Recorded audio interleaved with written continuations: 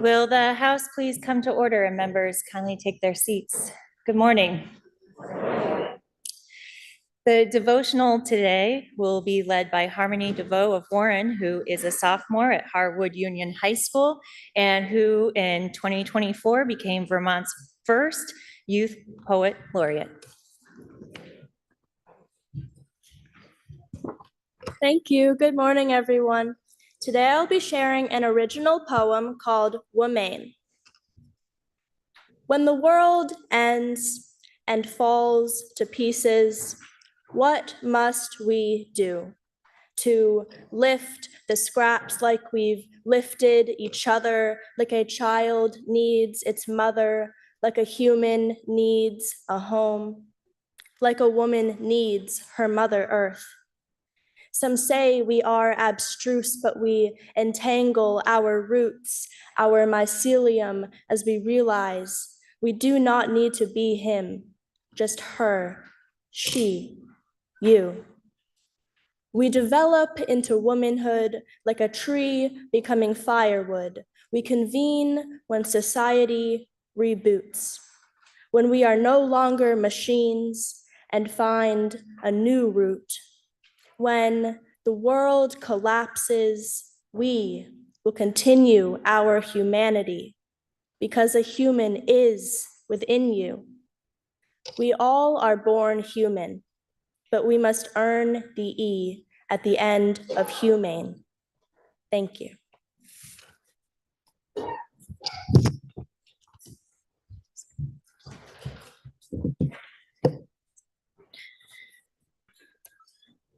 Members, on this Friday, we honor a former member of the House who passed away since our last Friday memoriam. Please rise as we remember a member of the House we lost this past week. Representative Mark Huntley of Cavendish was born in 1956. Served in the House from 2013 to 2016 and passed away on February 3rd, 2025. Please join me in a moment of silence in memory of Representative Huntley.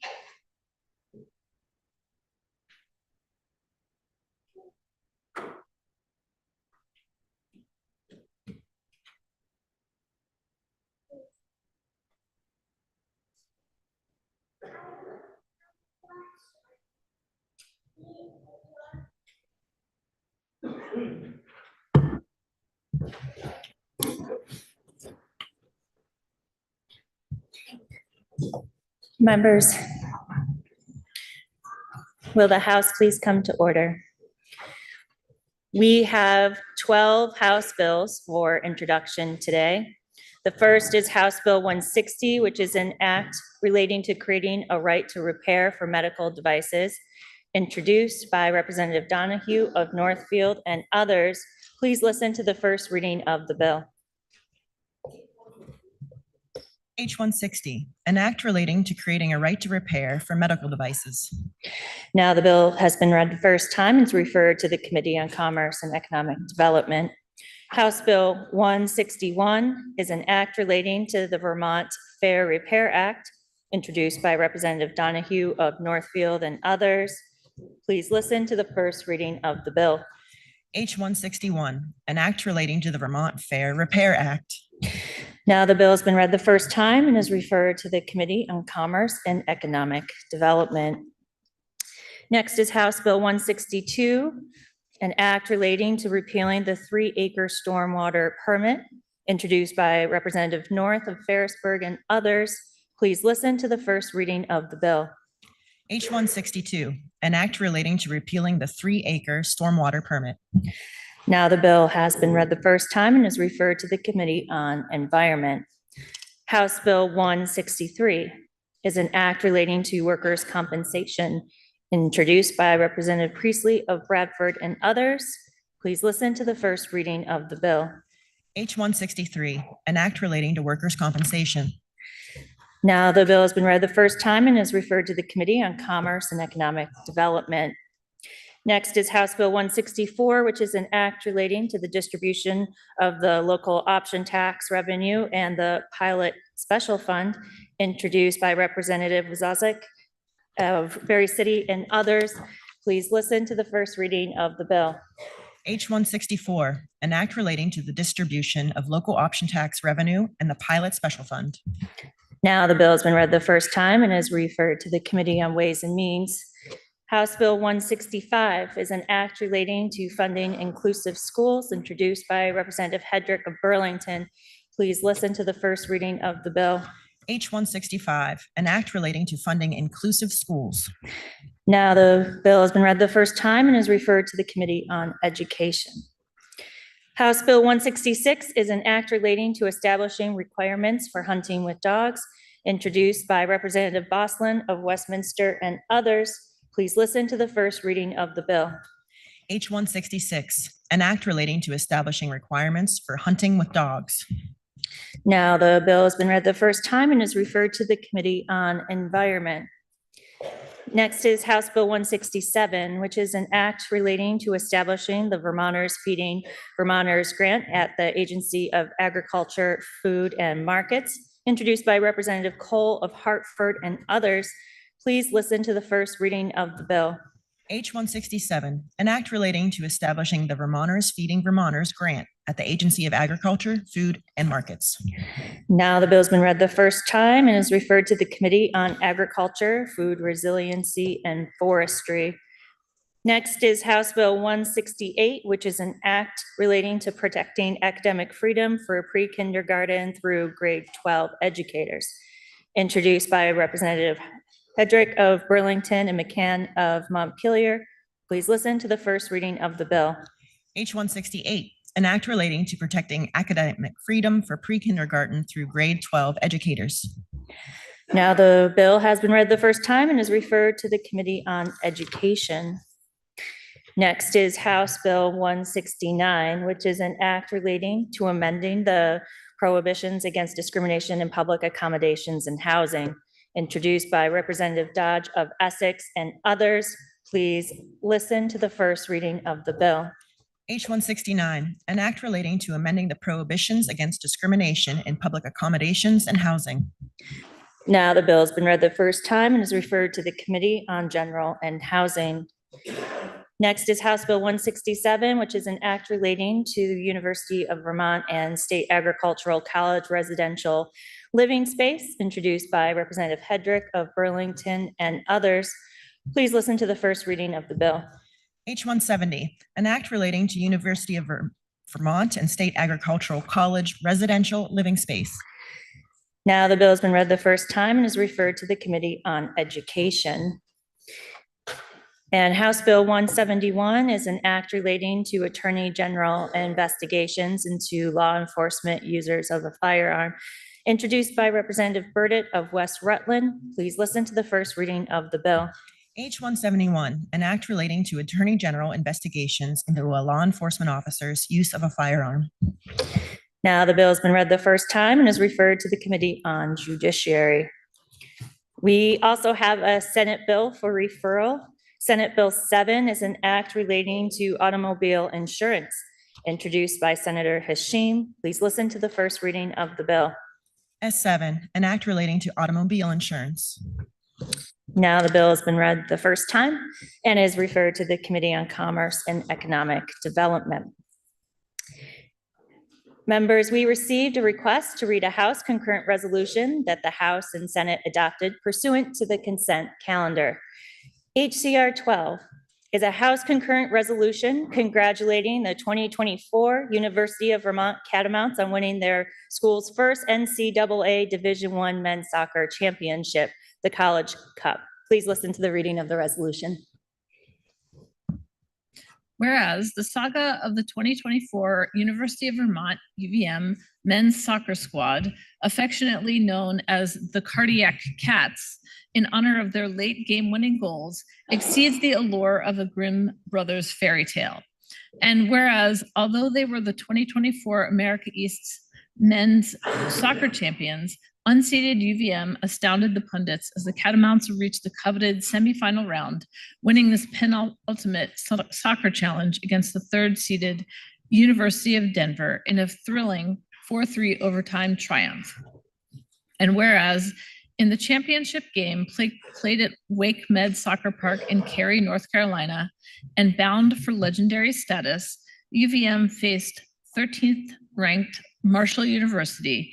And despite Marshall scoring first at the 67-minute mark, UVM rebounded with a goal in the 81st minute, forcing the game into a climactic overtime period when the Cardiac Cats 16-6 clinched the NCAA title with a decisive goal less than 5 minutes into the extra time frame. And whereas these amazing Catamounts were Lou Litka, Niklas Herzeg, Nathan Simeon, Mike Bleeker, Cole Richardson, Adrian Schulz Solano, Connor Thompson, Andrew Millar, Niels Hartman, Maximilian Kissel, Nick Lockerman, Yaniv Bazzini, Nash Barlow, David Ismail, Ethan Zaporowski, Gianluca Armelino, Giannis Basilou, Marcel Pop, Toby Grant, Carl Daly, Sydney Watuta, TJ LaCory, Peter Bultman, Ryan Zalafro, Zach Barrett, Jeremy Tsang, Max Murray, and Mitchell Ringman. And whereas head coach Robert Dow, associate head coach Brad Cole, assistant coach Roy Toomey, goalkeeper coach Brendan Pooley, assistant athletic performance coach Mike Ederer, athletic trainer Hannah Trammell, director of operations Mac Walton, and student managers Eli Ross and Eric Bissell were all elated with this amazing victory. Now, therefore, be it resolved by the Senate and House of Representatives that the General Assembly congratulates the 2024 University of Vermont Catamounts on winning their school's first NCAA Division I Men's Soccer Championship, the College Cup. And be it further resolved that the Secretary of State be directed to send a copy of this resolution to the University of Vermont Athletics Department. Are there any announcements, member from Burlington? Madam Speaker, we just heard the reading of HCR 12. This is, of course, the resolution that celebrates the magical UVM men's soccer team for giving us one of those where were you when moments that we will all remember for years. And we have heard all the statistics that accompany this journey. The thousands of miles they've traveled, the countless teams they needed to beat, the come from behind victories, the new addition to Coach Dow's family that showed up along the way. These have all been mentioned many times. And I will just add that they navigated these victories while sporting some pretty decent mustaches. I will also remind this body that along the entire journey, there was no point at which this team were the underdogs. They were just dogs. In addition to all of that, I want to bring the floor some comments given to me by the coach and by a few of the athletes from this team. In his reply, Coach Dow emphasizes the brotherhood that defines this team. He highlights that group of athletes as the hardest working team and how he first realized this with the record level fitness test during preseason. He emphasized the unquestionable resilience of the team and their multiple and undeniable clutch moments, scoring 17 goals in the 82nd minute or later. How the coaches and the trainers looked forward to going to practice every single day. I asked Coach Dow for the inside stories worth specific mention, the memories created alongside the games. And he lists from his captains, Toby Grant's first girlfriend, David Ismail's Thailand trip, the Mafia card games on the bus, that Lou was always the wolf, the Fortnite competitions with Max Murray and Eric Bissell as the worst players, that they will always recall the Toomey Bucks and the milkshakes after every game. Carl Daly, one of our student athletes, responded to my request by recalling that our coaches have continuously emphasized the success results from each player being the best in the country at their role on the team. From redshirt players to fifth-year starters to injured guys to our team managers and our coaches make sure everyone on the team is maximizing their individual role. He continues, for every player, this looks different and requires unique skills. And our coaches make sure each player understands theirs so that we can collectively perform our best as one team. When everyone is the best in the country at their role on a team, the result is the best team in the country. Student athlete Nash Barlow responded with a heartwarming reply to my prompt, and he states, "Nothing gets done without our entire staff. We have the most dedicated coaches in the country, and it shows how much they care about every little detail. The same can be said about our strength coaches who develop specific workouts that suit our needs, and our athletic trainer, Hannah, who keeps us all healthy. We've had a lot of injuries this year, and she always seems to find a way to speed up the recovery and get the guys ready to compete again. We also have so much support from our alumni groups and administrators that help us make sure we're the best possible space, both physically and mentally, to compete. Our national championship this year was truly a win that belongs to the team and the coaches and the staff and our support groups and the administration and the fans. Nash reminds us that this is honestly just the type of program we are at UVM. Madam Speaker, the Cardiac Cats are in the house today. And I know that this body is ready to join me in celebration of the UVM men's soccer team, the 2024 NCAA Division I national champions. Will the guest of the member from Burlington please rise and be recognized?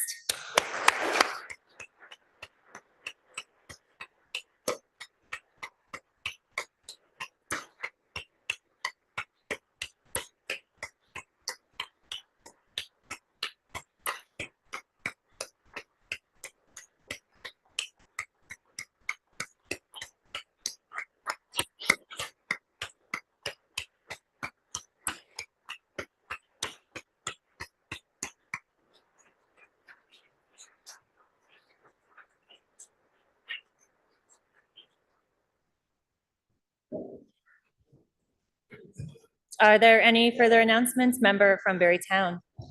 Thank you, Madam Speaker. Madam Speaker, I would like to take this opportunity to apologize to the body for my comments that I made during my floor speech yesterday. The use of my word nefarious was over the line for the decorum that we have in this chamber, the decorum that keeps this debate between both sides fair and see, I can't find a word now. But it's my sincere apology to the body for using that word. And, you know, I think that the decorum of this chamber is of the utmost importance and will always be holding it dear to me. Thank you. Thank you, member. Member from Bristol. Thank you, Madam Speaker. I am happy to ask you to introduce some of my favorite people. Today is Vermont Pharmacist Day, and I know you've heard me talk about pharmacists and pharmacy before. If you haven't already, meet your community pharmacist. Talk with them a little bit. They might be super busy, so maybe wait till they're not. They're one of the most important, underutilized, possibly overworked, but still overutilized members of our healthcare team, whether it's in the hospital helping folks like me understand drug interactions and what appropriate medications to use for specific conditions. And as we work on healthcare reform and try to move as much as we can into the community, into primary care and community healthcare, we need to continue to expand the practice of pharmacy in our communities as a member of our healthcare team. I have a statement to read that's based off of the governor's proclamation of this being Vermont Pharmacist Day. The profession of pharmacy has been practiced in Vermont for over 2 centuries.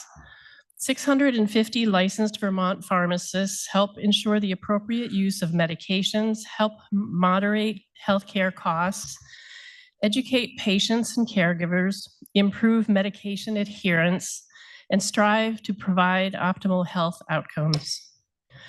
Collaborative practice agreements with other allied prescribers and the Department of Health allow Vermont's pharmacists to more effectively manage and prescribe medications for Vermonters.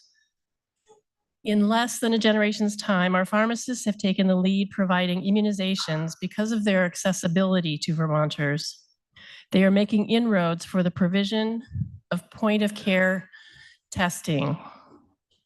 Vermont's pharmacists remain an underutilized resource as the state struggles with healthcare issues and provider accessibility. Please join me in recognizing guests from the Vermont Pharmacists Association and the Vermont Health System pharmacists who have joined us in the State House today. Will the guest of the member from Bristol please rise and be recognized?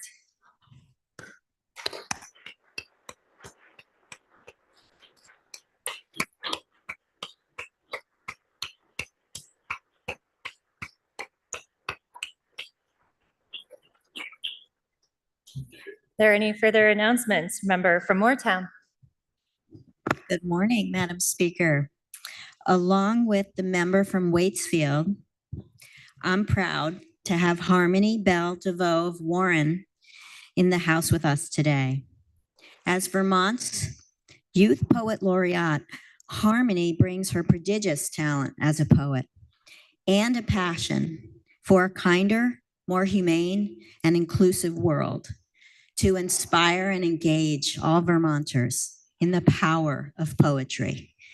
And last weekend, she engaged even me to put paper to pen as we met in her parents' welcoming gallery in Waitsfield and talked about housing and the problems that we face here in the state. And I actually crafted a poem. So in addition to her creativity as a writer, she's also a social activist and has been here in the House just recently as a finalist with the John Lewis Award. And she is a member of the Youth Council and met her last session when she was here for that. And it will be back with peers who are part of the youth lobby to meet with legislators and talk about the actions we can be taking on climate to protect our future. Please help me welcome her today, this gifted, generous young leader to the People's House. Will the guest of the member from Moortown please rise and be recognized?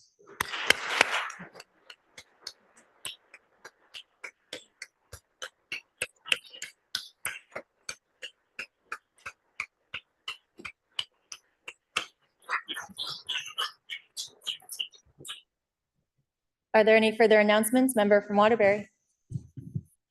Thank you, Madam Speaker. I just would like to, on behalf of the other representative from Waterbury, myself, to welcome a guest here this morning who was a longtime member of the Waterbury Select Board and local businessman. His name is Chris Viennes, and he's sitting in the gallery. Please help us welcome him. Will the guest of the member from Waterbury please rise and be recognized?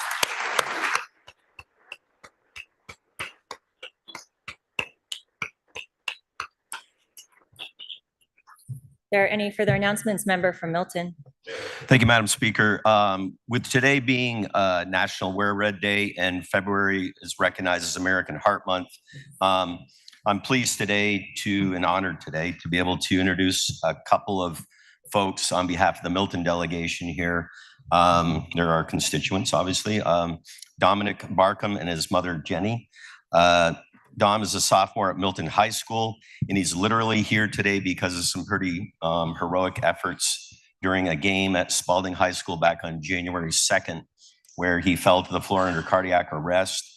Due to the quick actions of coaching staff from the school and their quick, cool under pressure actions, he was brought back to life, literally, so to speak, with an AED and use of CPR techniques. And again, as a direct result of quick actions by people, again, that stayed cool under pressure and did the right thing. And so it's really a pleasure to see that he is still with us as a result.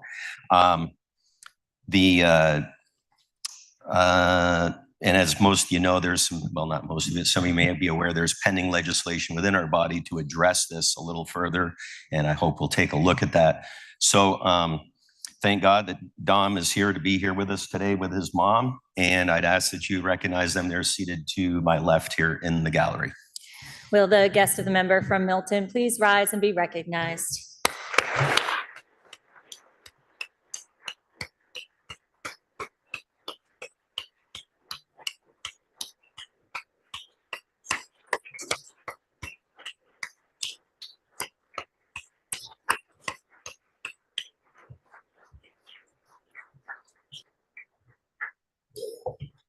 Are there any further announcements? Member from Shelburne. Good morning, Madam Speaker. I just wanted to remind the body that all are invited to join the Public Health Caucus today at noon in room 10. We'll have a guest speaker who will present on the economic value of public health and policymaking, and we'll also be serving lunch. We hope you will join us at noon in room 10. Thank you. Are there any further announcements? Member from Brattleboro. Madam Speaker, the House Ways and Means Committee invites you to join us at noon in room 11 for a tax workshop. All members are welcome. Are there any further announcements? Member from Chittenden. Madam Speaker, 37 days. Are there any further announcements? Seeing none, orders of the day. Members, we will begin with House Bill 141, which is an act relating to fiscal year 2025 budget adjustments. Please listen to the third reading of the bill.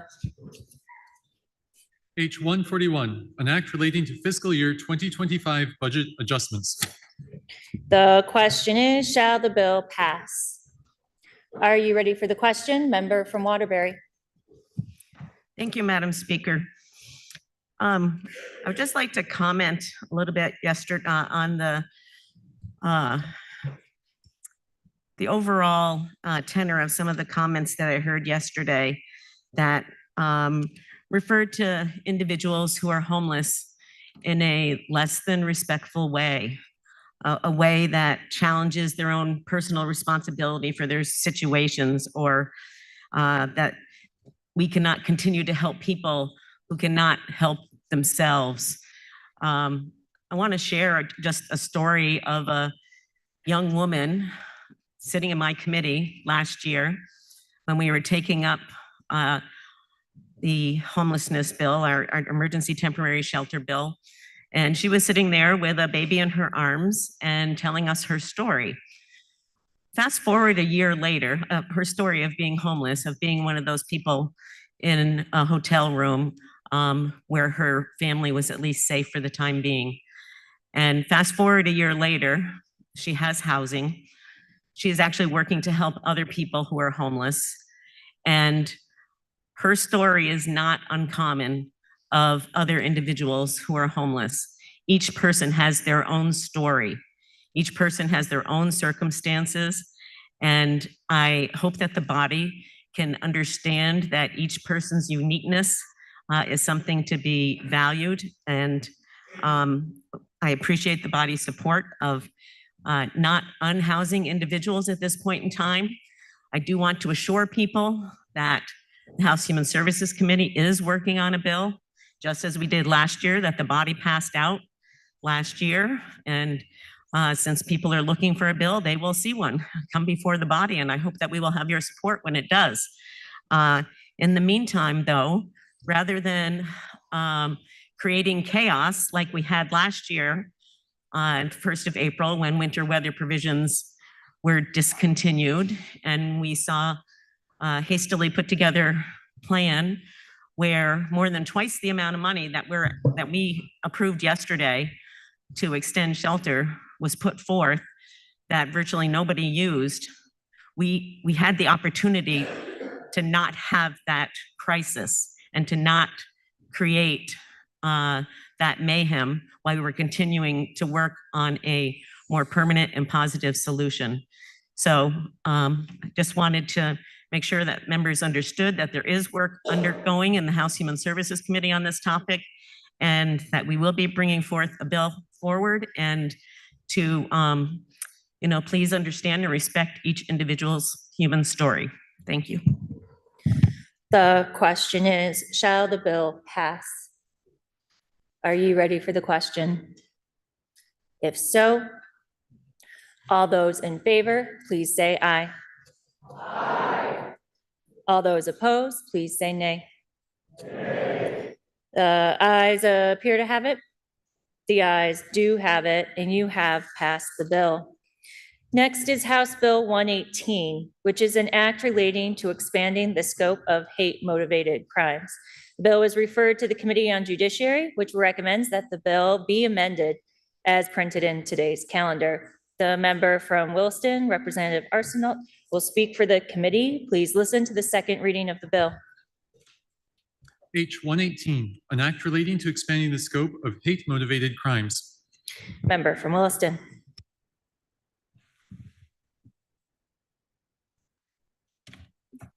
Madam Speaker, before the chamber is the House Judiciary Committee's strike all amendment to H 118, an act relating to expanding the scope of hate-motivated crimes. As the title indicates, the bill proposes to expand the scope of Vermont's hate crime statute to cover conduct directed at third parties and groups of people based on their actual or perceived membership in a protected category. Before I dive into the bill, it's important to understand that Vermont's hate crime statute operates as a penalty enhancement rather than a separate criminal charge with its own penalties. A person who commits an underlying crime that is motivated by the victim's membership in a protected category, such as race, color, religion, national origin, and others, may be sentenced to additional time in prison, an additional monetary fine, or both if this statute is invoked. As an example, let's take the crime of unlawful mischief and look at how the hate crime statute can play a role. A person can be charged with unlawful mischief if they intentionally cause damage to property. For instance, if someone spray paints an anti-Semitic symbol on another person's doorway and it causes less than $250 in damage, that person could be charged with unlawful mischief. If the person is charged and the prosecutor can prove that the person's actions were motivated by the occupant's membership in a protected category, the prosecutor could choose to use the hate-motivated crime statute to enhance the underlying unlawful mischief penalty. The unlawful mischief penalty is imprisonment of not more than 6 months, or a fine of not more than $500, or both. With the addition of the hate crimes enhancement, the penalty could be up to 2 years in prison or a fine of not more than $2,000, or both. Turning to the bill language itself, Section 1 of H 118 amends the hate-motivated crime statute by replacing the phrase "the victim's actual or perceived protected category" in subdivisions A and B with "another person's or a group of persons' actual or perceived membership in a protected category" as the basis on which to impose the statute's enhanced penalty. This change broadens the reach of the statute to cover conduct directed at a third person or a group of persons, rather than just a singular victim. Looking to the example I gave before, let's say the door that was spray painted was in a rental apartment building, and the tenant whose door was spray painted is Jewish, but the owner of the building is not Jewish. Under the current statute, the hate crimes enhancement could not be used because the victim, the owner of the building, is not Jewish. H 118 would make it possible to use the enhancement because there is evidence that another group of persons in the apartment building, the Jewish family, was targeted because of their religion, which is one of the protected categories in the hate crime statute. Finally, in Section 2, the bill states that this change goes into effect on July 1, 2025. Madam Speaker, H 118 is an important expansion of Vermont's hate-motivated crimes statute because it more accurately captures the conduct that such a statute is intended to penalize. We must, whenever possible, find appropriate ways to express through our laws what is and is not acceptable in our society. Hateful conduct is not acceptable. This bill helps ensure that such conduct can be named and prosecuted. Your House Judiciary Committee heard from the following witnesses: the Director of Policy and Legislative Affairs at the Vermont Attorney General's Office, a policy and research analyst from the Office of Racial Equity, the Executive Director of the Vermont Department of State's Attorneys and Sheriffs, Legislative Attorney for the Department of State's Attorneys and Sheriffs, Legislative Counsel from the Office of Legislative Counsel, the Deputy Defender General and Chief Juvenile Defender from the Defender General's Office, the Advocacy Director for ACLU of Vermont, and the President of Vermont Law and Graduate School. H118 passed out of House Judiciary with a vote of 11-0-0, and we ask for the body's support. The question is, shall the bill be amended as recommended by the Committee on Judiciary? Are you ready for the question, member from Northfield? Madam Speaker, I think I really do support the described intent of this bill. I am concerned about how broad its unintended scope may reach, or perhaps it is intended, but I would like to have clarification on that before I could support it or not. And when I look at not the new language, but the underlying language that connects to the new language, it actually doesn't say that we're talking about conduct that's targeted or directed at. It needs to be motivated by, which is a little different. And it doesn't need to be the predominant reason, as it states later in the statute. So I'm imagining a scenario. I'm sure there are lots. It's just what came to my mind looking at this, where in the morning I get into a big fight with my husband. Don't want to punch him in the nose, want to walk it off, leave the house, try to cool myself down, still just kind of really worked up over it. Sit down in a coffee shop, reading the paper, and I see a news item which says that my budget in my town, there's a proposal to increase it by an amount of money because there's a disability activist group that wants to expedite the speed at which disability accommodations are made. And I'm like, oh, gee whiz, there's that group always wanting more again. And I think the article also mentions there's going to be a rally in support next weekend. And I'm thinking, well, I could go and picket the rally, but I don't want to target those folks that way. I don't want to make them feel bad. I'm going to let it go. So I leave the cafe and I'm walking down the street, and it just seems like everything wrong is happening this morning. The fight with my husband is dwelling on me. I'm thinking about that budget amount that disability activist group wants. And I don't want to cause harm to any of them, but I'm just building up that sense of frustration. And I'm walking down the street, down the store, past the stores, and I just do the wrong thing in the spur of the moment, and I punch my fist through the plate glass window in one of the stores. So I've committed a crime. Venting that frustration. The disability group that's involved, that is in fact a motivation, one of a part, not predominant, but a motivation for that crime, has now, by this description, become an enhancement hate crime because it was motivated in part by my anger at a protected group of people. I don't know if that's the intent. And Madam Speaker, if I could interrogate the reporter of the bill. The member from Williston is interrogated. So Madam Speaker, having given that description, I'm wondering if it is the intent of the bill to expand the scope that broadly. Madam Speaker, it is the intent of the bill to, and of the committee to do what we always do, which is to provide additional tools to our criminal justice system, and in this case, specifically to our prosecutors, who would, in the example described, do what they always do, which is use their considerable discretion to make a charging decision. I thank the member.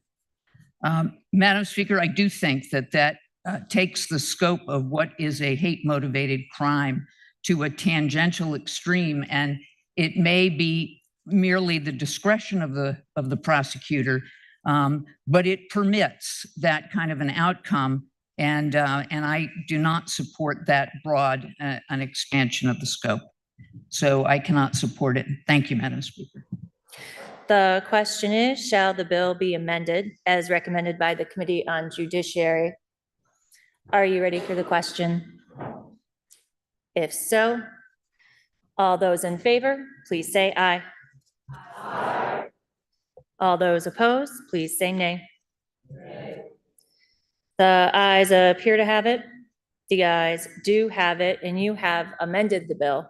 Now the question is, shall the bill be read a third time? Are you ready for that question? If so, all those in favor, please say aye. Aye. All those opposed, please say nay. The ayes appear to have it. The ayes do have it, and third reading has been ordered. Members, the final item on our action calendar today is the special report of the Committee on Government Operations and Military Affairs regarding House District Bennington 1 contested election. The committee was referred a request for the House to judge the election and qualification of the member representing that district, along with a corresponding Attorney General report. The committee has considered the same and recommends that the House accept its special report, which is printed in today's calendar. The member from Vergennes, Representative Byrong, will speak for the committee. And to confirm, after the committee report, the House will hold one vote on this question, which will be a vote on whether to accept the committee's special report. Now, reporting for the Committee on Government Operations and Military Affairs, member from Vergennes. Thank you, Madam Speaker. Your Committee on Government Operations and Military Affairs was referred the request of Bruce Busa for the House to judge the election and qualification of its member in House District Bennington 1. Over the past 4 weeks, the House Committee on Government Operations and Military Affairs considered history, legal precedent, and practice during a review and judgment of the Bennington 1 election. Based on the testimony of the Clerk of the House, Legislative Counsel, the Attorney General, the Secretary of State, we determined that the House has the sole authority to judge the qualifications of its members. No court or other branch of our state government has the authority to make this determination. As we evaluated the decisions made by prior chambers, we found procedural guidance on how to resolve disputed elections and recounts, but the committee did discover no identical match to the facts of the Bennington 1 election. We considered past contested legislative elections, in particular elections that took place in 1983 and 1973, as they held the most similarities to this case. In the absence of a clear path to follow, the committee was left to consider the will of the voters the integrity of the House, and the authority and limitations set forth by the Vermont Constitution. Ultimately, the committee focused on two possible paths. The House could choose to affirm the certified election of the currently seated representative, or the House could choose to structure a revote. Based on all available research, the House had never previously ordered a revote or special election in response to a request to judge the election and qualification of a member. As the committee deliberated, it was apparent that a revote could not recreate the time and context of the initial election. Accordingly, the committee determined that the best course of action was to affirm the certified election of Representative Jonathan Cooper. As we proceed with the legislative biennium, it is a crucial priority that the committee take steps to ensure the integrity and accuracy of future elections across the state. The committee intends to review and confirm the accuracy of voting districts, revise election procedures, and take any necessary steps to improve the framework of our future elections.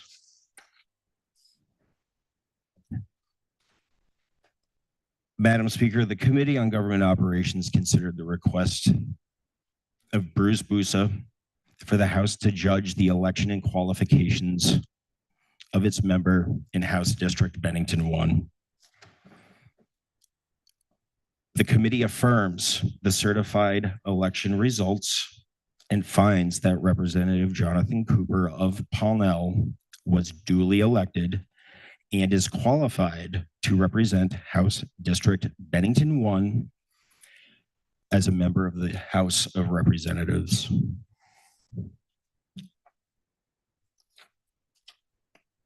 Madam Speaker, we heard from many witnesses through this process. Member of the Reedsboro Civil Authority, Town Clerk Stanford, Attorney for Representative Cooper, Representative Jonathan Cooper, the petitioner of the election, Legislative Counsel, Office of Legislative Counsel,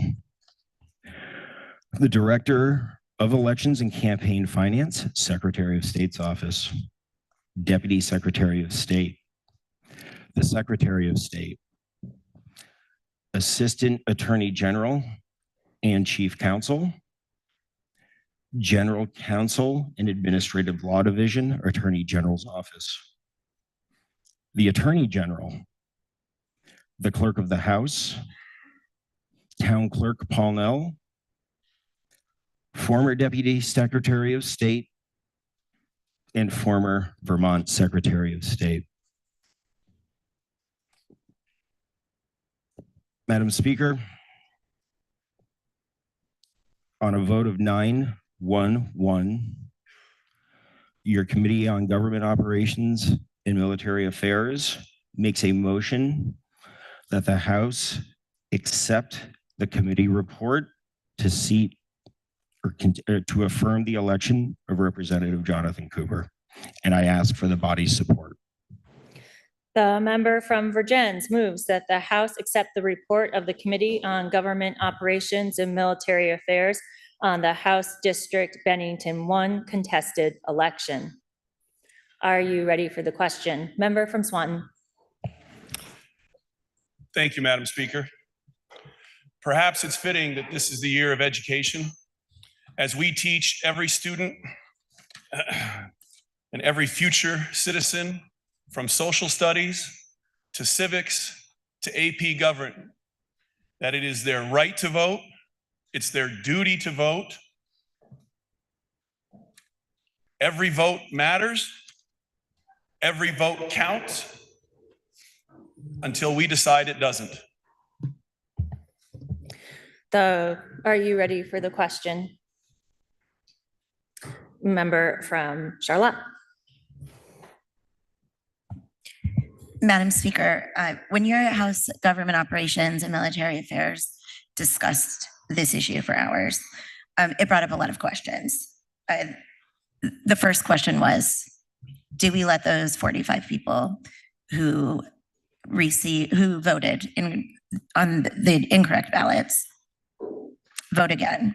And then we said, do we let the more than 50 people who received the wrong ballots, maybe not all of them voted, do we let all of those people revote? And then we said, well, in the interest of fairness, do we let the whole town revote? Do we let the entire district revote? Do they get to vote again? What about the people who moved out of town? Do they get to come back and vote? What about the people who just moved there? Do they get to vote in this election even though they didn't vote in November? Is it fair and just as far as elections are concerned to essentially render useless the votes of the people who voted in that November 5th election in 2024? Because if it's about the principle of voting, then we would also have to let the voters in Bennington 5 revote because some of those voters got the wrong ballots as well.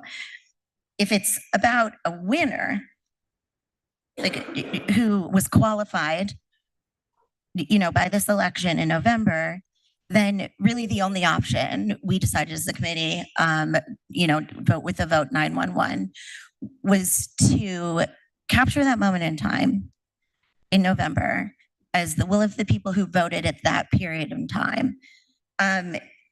If it's about fairness, if it's about making sure that voters aren't disenfranchised, then the only option really is to move forward, make sure this doesn't happen again to future voters, and just say, okay, the November election was an isolated incident in and of itself. Moving forward, this won't happen again. But in the end, like the principle of voting and allowing everybody's vote to count, it seemed like the only option, and it is the only option to seat the member who won the election in November and move forward and make sure that we correct any mistakes that were made. Are you ready for the question? Member from Rutland City. Thank you, Madam Speaker. The Secretary of State initially said the Bennington 1 election should have been revoted. The voters were given a defective ballot, not once, but twice, and it is clear they were not able to vote their minds. What message are we sending to candidates and voters? Are we saying that the uncounted votes don't matter? The votes that would have changed the outcome of an election? Thank you. Member from West Rutland. Thank you, Madam Speaker. And thank you, Madam Speaker. First, I want to thank our GovOps committee for their work on this recommendation. I know this wasn't an easy one. With this recommendation from our GovOps committee, under the rules and the laws of the state of Vermont, democracy is being served. With that said, I know a district revote wouldn't have been easy. It would have been cumbersome and expensive. But it is the recommendation I would have supported. It would have served the citizens of the district and the citizens of the state of Vermont to the fullest and put to rest any questions about if we did the right procedure, not just the legal one. The question is, shall the House accept the report of the Committee on Government Operations and Military Affairs on the House District Bennington 1 contested election? Member from Bennington. Madam Speaker, I believe the House faces an imperfect choice today. If all voters had been sent the correct ballot for the Bennington 1 race, it is possible that the results of the election could have been changed.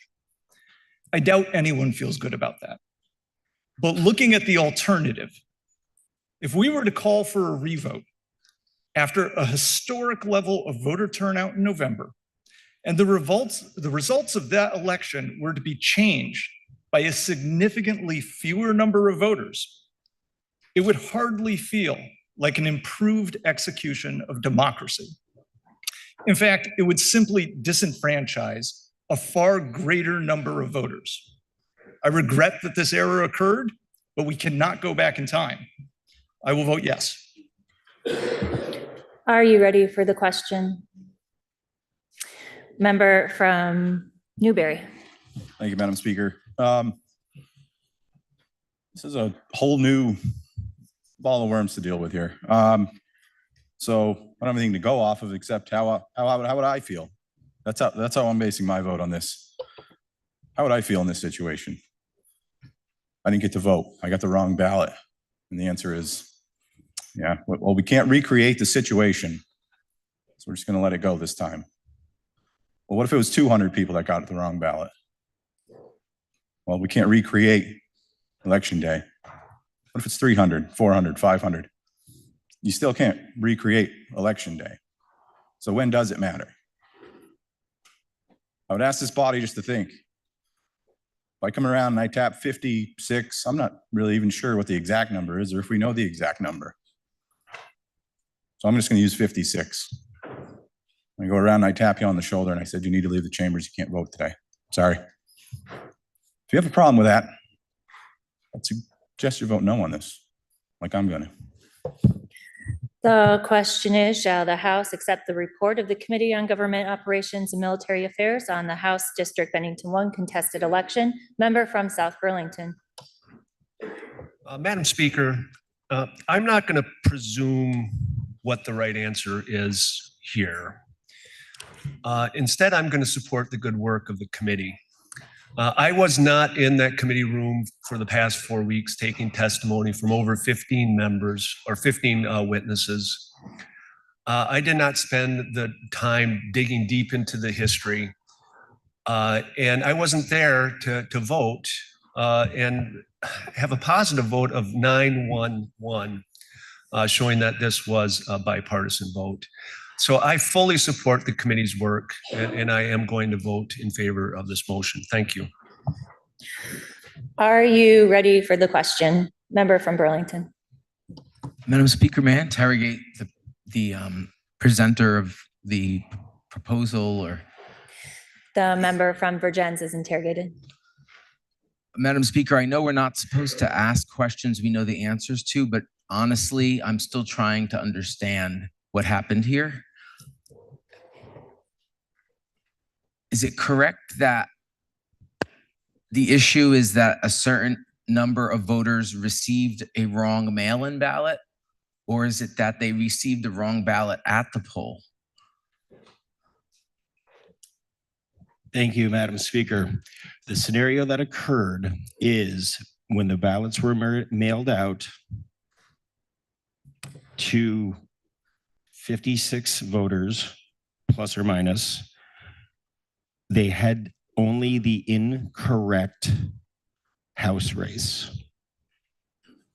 Remember, think of your district and how a street will bifurcate one district to the other.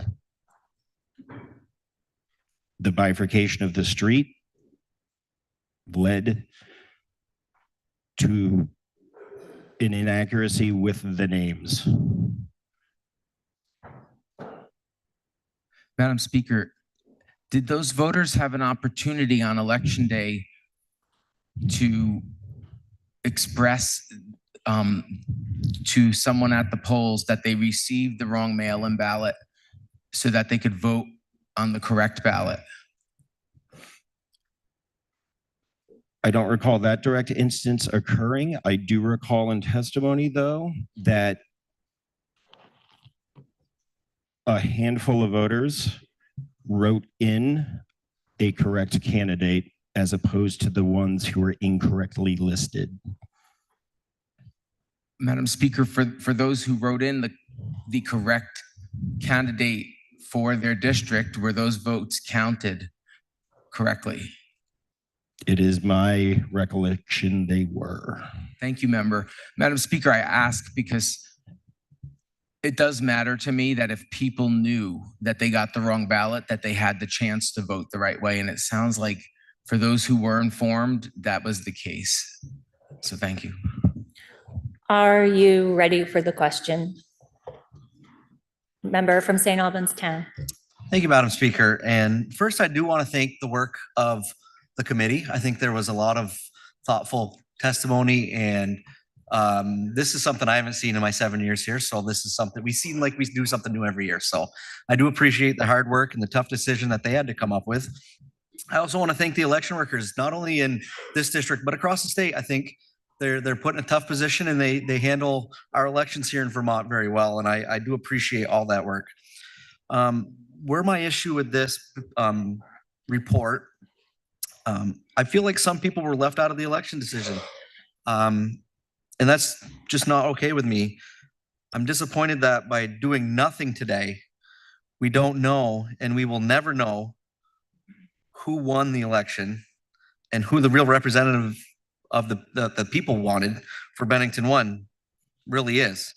I think we owe it to the people to get this right and for us to know who our reps are, instead of just trying to say, okay, we'll do it next time. I don't believe democracy has been served, and I will be voting no. Thank you. Are you ready for the question? Member from Lowell. Thank you, Madam Speaker. Madam Speaker, when the vote is taken, I request to be taken by roll. The member from Lowell requests that when the vote is taken, it be taken by rolls. The member sustained. The member is sustained. When the vote is taken, it will be taken by roll. The question is, shall the House accept the report of the Committee on Government Operations and Military Affairs on House District Bennington 1 contested election? Are you ready for the question? Member from Vergennes. Thank you, Madam Speaker. Before this roll is taken, I just wanted to speak to this moment in time.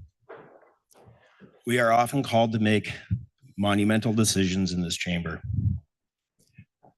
I couldn't be more proud of a new committee with new members on the work that we did. Now, there was a vote yesterday where there was a sentiment within the Committee of Jurisdiction that there was a partisan, non-collaborative process. That is a sentiment that is fielded within each member as an individual sentiment. A 9-1-1 vote out of our committee speaks to a collaborative, thoughtful, and deliberate process.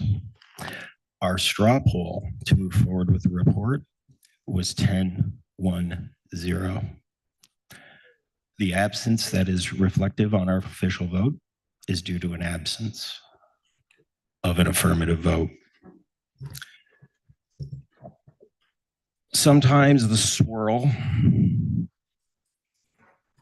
of politics can invade collaborative decisions. Sometimes the echo chamber invades our chamber.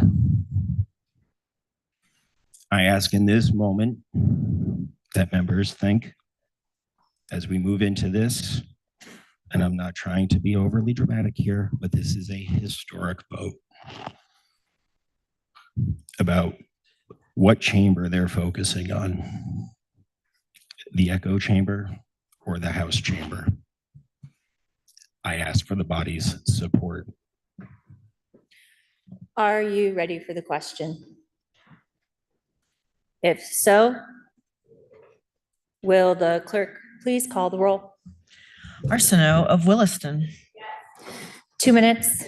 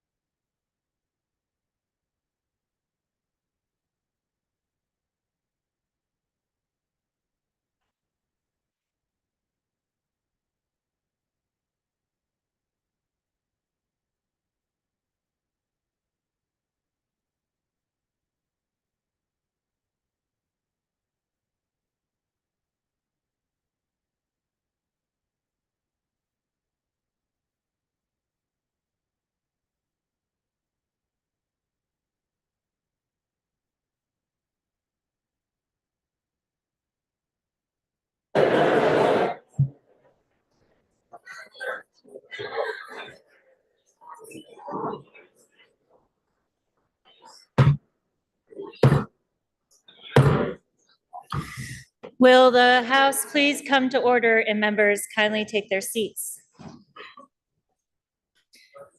I would like to remind members that we are in the middle of a roll call vote. Members and guests are prohibited from using computers, phones, or any type of an electronic device. Please refrain from the passing of notes and conversation during a roll call. And when the clerk calls your name, please answer in a loud and clear voice so the clerk can accurately record your votes.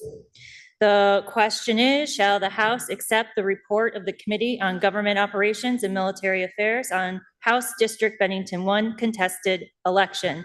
Will the clerk please continue to call the roll? Of Colchester.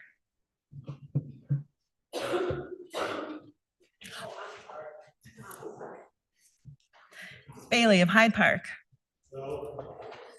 Bartholomew of Heartland. Yes. Bartley of Fairfax. Yes. Rebecca of Winooski. Byrong of Virgins. Yes. Bishop of Colchester. Yes. Black of Essex. Yes. Bloomley of Burlington. Yes. Bosland of Westminster. Yes. Bosch of Clarendon. Booton of Berry City. Yes. Boyden of Cambridge. Brady of Williston. Brannigan of Georgia. Brown of Richmond. Burdett of West Rutland. Burke of Brattleboro. Burkhardt of South Burlington.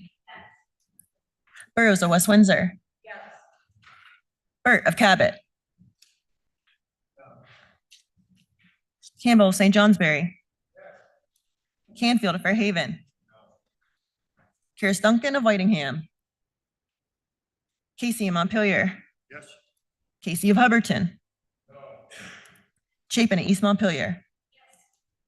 Charlton of Chester.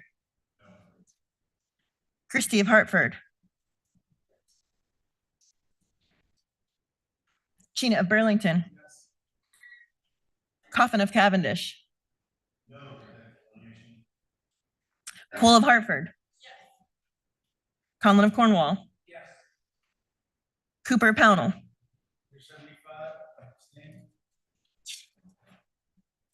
Corcoran of Bennington. Cordis of Bristol. Critchlow of Colchester. Demar of Venusburg. Dickinson of St. Albans Town. Dobrovich of Williamstown. Dodge of Essex. Dolan of Essex Junction. Dolgan of St. Johnsbury. Donahue of Northfield. Duke of Burlington. Durfee of Shaftesbury. Eastus of Guilford. Emmons of Springfield. Feltus of Linden.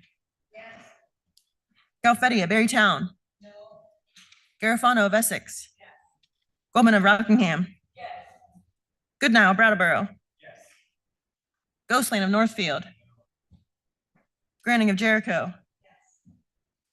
Greer of Bennington. Gregoire of Fairfield. Hango of Berkshire. Harple of Glover. Harrison of Chittenden. Harvey of Castleton. Hedrick of Burlington. Higley of Lowell. Holcomb of Norwich. Hooper of Randolph. Hooper of Burlington. Houghton of Essex Junction. Hart of Rutland City. Howland of Rutland Town. Hunter of Manchester. James of Manchester. Kosenska of Burke. Keyser of Rutland City. Kimbo of Woodstock. Hutner of Burlington. Kornheiser of Brattleboro. Krasnow of South Burlington. Labor of Morgan. Lally of Shelburne. Lunlone of South Burlington. Lamont of Morristown. LaRush of Franklin. Lipsky of Stowe. Logan of Burlington. Long of Newfane. Luna of St. Albans City. McGuire of Rutland City. Malay of Pittsford. Marcotte of Coventry. Maslin of Thetford. McCann of Montpelier. McCoy of Poultney. McFawn of Berrytown. McGill of Bridport. Nicholas of Milton. Mahali of Callis. Minier of South Burlington. Morganell of Milton. Morgan M of Milton. Morse of Springfield. Morrissey of Bennington. Morrow of Weston. Rowicki of Putney. Nelson of Derby. Nielsen of Brandon. Niagara of Bennington. North of Ferrisburg. Noyes of Wolcott. Nugent of South Burlington. O'Brien of Tunbridge. Odie of Burlington. Oliver of Sheldon. Olson of Starksboro. Page of Newport City. Parsons of Newberry. Pezzo of Colchester. Pincinel of Dorset. Couch of Heinsberg. Powers of Waterford. Priestley of Bradford. Pritchard Pollitt. Quimby of Linden. Rachelson of Burlington. Sakowitz of Randolph. Shia Middlebury. Sheldon of Middlebury. Sibilia of Dover. Southworth of Walden. Squirrel of Underhill. Steady of Milton. Stevens of Waterbury. Stone of Burlington. Supernon of Barnard. Sweeney of Shelburne. Taglavia, Corinth. Taylor of Milton. Tomlinson of Winooski. Toof of St. Albans Town. Toria Moortown. Walker of Swanton. Wazazak of Berry City. Waters Evans of Charlotte. Wells of Brownington. White of Waitsfield. White of Bethel. Winter of Ludlow. Wood Waterbury. Yakavonia Morristown. Brannigan of Georgia. Karis Duncan of Whitingham. Christie of Hartford. Dolgan of St. Johnsbury. Greer of Bennington. LaBrush of Franklin. Malay of Pittsford. McCann of Montpelier. McCoy of Poultney. Morse of Springfield. Pincinel of Dorset. Priestley of Bradford. Sibilia of Dover. Stone of Burlington. Taylor of Milton. For purpose of explanation, member from Cavendish. Madam Speaker, I know how I voted in committee, and I know I'm going against that vote now. But when we talk about voters not getting to vote, voters having the wrong ballot, disenfranchisement, talking about and only focusing on Bennington 5, when we found out in committee that there were 14 voters, give or take, in District 5, Bennington 5, excuse me, we're talking about Bennington 1, but Bennington 5, the voters in that district had wrong ballots too. We haven't considered them, and the reason I was given was it won't change a thing because the group was too small to change anything. That's telling me that those 14 don't matter. Those 14 less are worth less than the 56, give or take, in Bennington 1. I've had to weigh this on my conscience. Also listen to my constituents. And if every vote matters, we have to look to every vote. be it Bennington 1, Bennington 5, or we tell the voters, oops, sorry. And that is not something I can live with. Thank you. Member from Rutland City.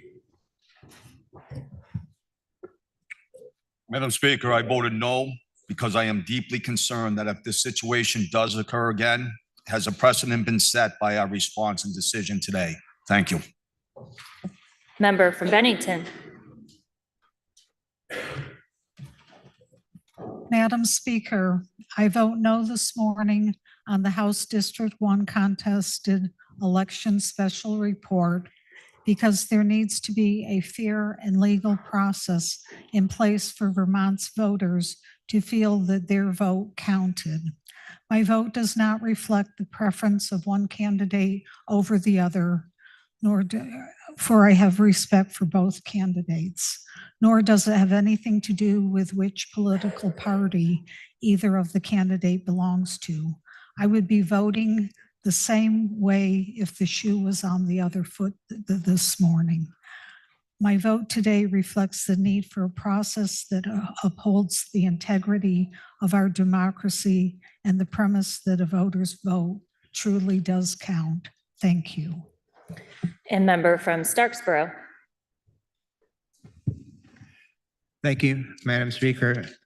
In voting yes, I rely on the 9-1-1 vote of committee members who heard and considered all of the testimony. Thank you. Member from Essex Junction. Madam Speaker, may I explain my vote? You may. I voted yes to support the hard work of the committee in a really very hard situation. I also voted yes because I look forward to them continuing to do their work to make sure the situation does not happen again. Thank you. Members, please listen to the results of your vote. Those voting yes, 91. Those voting no, 42. The ayes have it, and you have accepted the committee's special report. Member from Berkshire.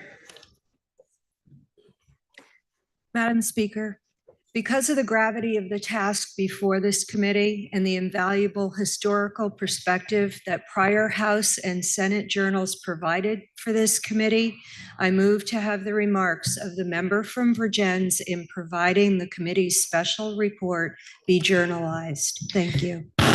The member from Berkshire moves that the remarks made by the member from Vergennes in providing the committee's special report be journalized. Are you ready for the question? If so, all those in favor, please say aye. Aye. All those opposed, please say nay. The ayes appear to have it. The ayes do have it, and you have journalized the remarks of the member from Vergennes. Members, that completes the orders of the day. Are there any announcements? Member from Cornwall. Thank you, Madam Speaker. Just a reminder to everybody in this world of discussing educational issues that there will be a panel on Wednesday at Kellogg Hubbard Library right here in Montpelier about the Carson v. Macon Supreme Court decision. It's at 7 o'clock in the evening, and I would encourage everybody to attend if they're interested in this topic. Thank you. Are there any further announcements? Member from Waterbury. Sorry, Madam Speaker, but House Human Services Committee, please come right away to committee. Are there any further announcements? Will the House please come to order? Seeing none. Member from St. Albans Town. Can you please offer us a motion to adjourn until Tuesday, February 11th at 10 a.m.? Madam Speaker, I make a motion that this body stand in adjournment until Tuesday, February 11th at 10 a.m. You have heard the motion. Are you ready for the question? If so, all those in favor, please say aye. Aye. All those opposed, please say nay. The ayes appear to have it. The ayes do have it, and this body stands in adjournment until next Tuesday at 10 a.m.